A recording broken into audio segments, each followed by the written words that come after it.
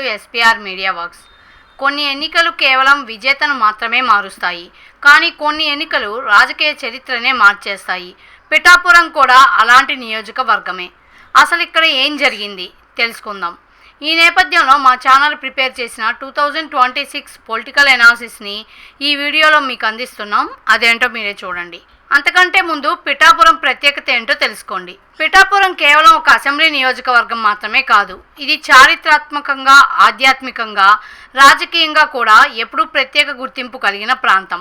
పురాణాల్లో పాదగయ క్షేత్రంగా దేశవ్యాప్తంగా ప్రసిద్ధి. అలాగే తూర్పుగోదావరి జిల్లా రాజకీయాల్లో ఎప్పుడూ ప్రభావం చూపే నియోజకవర్గం. అయితే ఈ నియోజకవర్గం 2024లో దేశవ్యాప్తంగా వార్తల్లో నిలిచింది. జాతీయ స్థాయి చర్చగా మారిపోయింది. ఎందుకంటే ఇక్కడ నుంచి జనసేన అధినేత పవన్ కళ్యాణ్ గారు పోటీ చేశారు. అక్కడి నుంచే పిఠాపురం సాధారణ నియోజకవర్గం నుంచి జాతీయ స్థాయి చర్చగా మారిపోయింది. కానీ పవన్ కళ్యాణ్ గారు రాకముందు ఇక్కడ రాజకీయ పరిస్థితి ఎలా ఉండేది? 2019 ఎన్నికల్లో వైఎస్ఆర్సీపీ అభ్యర్థి పెండెం దొరబాబు గారు టీడీపీ అభ్యర్థి ఎస్విఎస్ఎన్ వర్మ గారిపై విజయం సాధించారు. ఆ సమయంలో టీడీపీ, జనసేన వేర్వేరుగా పోటీ చేశాయి. దాంతో ప్రతిపక్ష ఓట్లు విడిపోయాయి. అది వైఎస్ఆర్సీపీకి పెద్ద ప్లస్ అయింది. మరి 5 ఏళ్లలో ఏం మారింది? 2024 ఎన్నికల నాటికి టీడీపీ, జనసేన, బీజేపీ 3 పార్టీలు ఒకే వేదికపైకి వచ్చాయి. అంతేకాదు పవన్ కళ్యాణ్ గారు స్వయంగా పిఠాపురం నుంచి పోటీ చేశారు. దీంతో ఈ ఎన్నికన సాధారణ పోటీగా కాకుండా రాష్ట్ర వ్యాప్తంగా హై వోల్టేజ్ పొలిటికల్ బ్యాటిల్గా మారింది. ఫలితం వైఎస్ఆర్సీపీ అభ్యర్థి వంగ గీత గారిపై విజయం సాధించారు. 70,000కు పైగా భారీ మెజార్టీ పొందారు. దీంతో 2019లో గెలిచిన వైఎస్ఆర్సీపీ 2024లో భారీ ఓటమిని చవిచూసింది. అయితే ఇప్పుడు 2 పార్టీల అసలు బలం ఏంటి?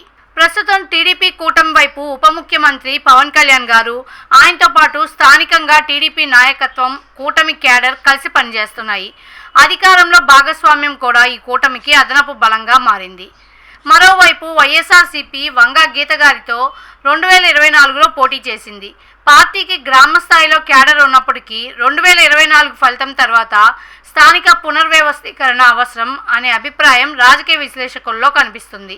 ఇప్పుడు 2 పార్టీల బలాలు, బలహీనతల గురించి చెప్పుకుందాం.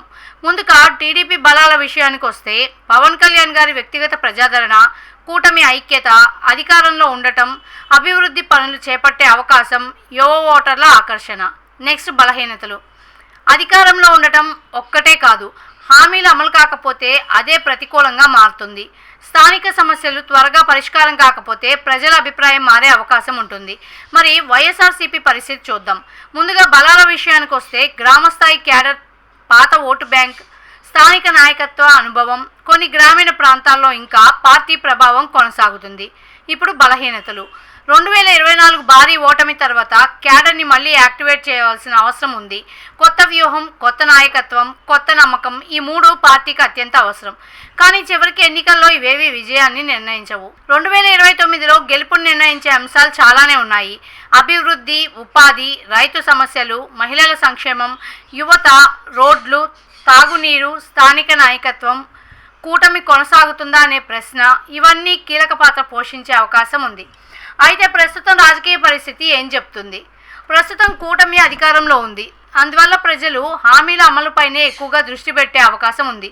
మరోవైపు వైఎస్ఆర్సీపీ తన క్యాడర్ని మళ్ళీ బలోపేతం చేసే ప్రయత్నాల్లో ఉంది. అంటే 2 పార్టీలు 2029 ఎన్నికల కోసం ఇప్పటి నుంచే సిద్ధమవుతున్నాయని చెప్పొచ్చు.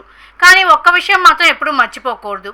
ప్రస్తుతం కూటమికి స్వల్ప ఆధిక్యం కనిపిస్తుంది. అయితే 2029 ఎన్నికలకి ఇంకా సమయం ఉంది. స్థానిక సమస్యలు, అభివృద్ధి, ప్రభుత్వ పనితీరు, ప్రజల మూడ్, ఇవన్నీ మారితే రాజకీయ సమీకరణాలు కూడా మారే అవకాశం ఉంటుంది. ఒక కీలక విషయం ఏంటంటే 2024లో వచ్చిన 70,000 భారీ మెజార్టీని 2029లో కూడా అలాగే కొనసాగించడం అధికార కూటమికి అంత సులువైన పని కాదు. అదే సమయంలో ఆ భారీ ఓటమి నుంచి బయటపడి తిరిగి ప్రజల విశ్వాసాన్ని సంపాదించడం కూడా వైఎస్ఆర్సీపీకి పెద్ద సవాలే. అందుకే 2029 ఎన్నికల్లో ప్రచారం కంటే ప్రజల విశ్వాసం, స్థానిక అభివృద్ధి మరియు హామీల అమలే చివరి తీర్పును నిర్ణయించే అవకాశం ఉంటుంది. మరి మీ అభిప్రాయం ఏంటి? 2029లో పిఠాపురం అసెంబ్లీ నియోజకవర్గంలో పవన్ కళ్యాణ్ గారి నేతృత్వంలోని కూటమి తన విజయాన్ని కొనసాగిస్తుందా, లేక వైఎస్ఆర్సీపీ బలమైన కంబ్యాక్? మీ అభిప్రాయాన్ని కామెంట్లో తప్పకుండా తెలియజేయండి. ఇలాంటి పొలిటికల్ అనాలిసిస్ కోసం ఎస్పీఆర్ మీడియా వర్క్స్ ఛానల్ని సబ్స్క్రైబ్ చేసుకోండి. మరో ఇంట్రెస్టింగ్ పొలిటికల్ అనాలిసిస్తో మళ్ళీ కలుద్దాం. Thanks for watching.